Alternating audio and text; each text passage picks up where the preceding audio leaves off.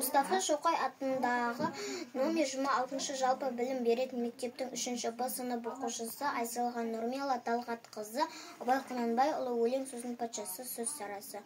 Өлең сөздің патшасы сөз сарасы, қиыннан қиыстырар ер данасы, тілге жеңіл жүрекке жылы тиіп, теп-тегіс жұмыр келсін айналасы, бөтен сөзбен былғанса сөз арасы, ол ақынның білімсіз бейшарасы, айтушы мен тыңдаушы көбі надан, бұл жұрттың сөз танымас бір парасы.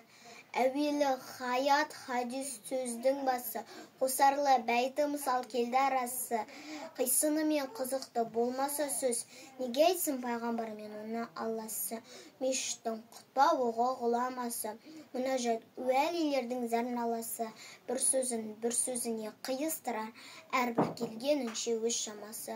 Өлеңге әркімнің ақ бар таласы, сонда да солардың бар таңдамасы, іші алтын сырты күміс сөз жақсысын, қазақтың келістірер қай баласы. Бұрынғы ескі биде тұрсам барлап, мақалдап айтады екен сөз қосарлап.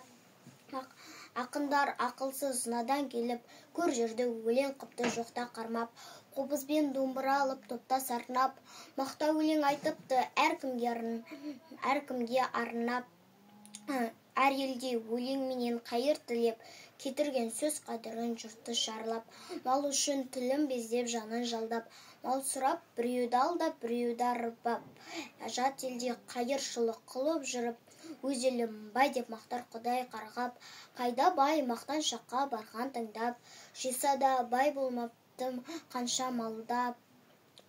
Қазаққа өлең деген бір қадірсіз, бұл жыраққа көрінеді солардан дақ. Ескі бейше отырман бос мақалдап, ескі ақын шамалы үшін тұрман зарылап, сөз түзелді тыңдаушы, сен де түзел, сендерге де келейін енді аяңдап.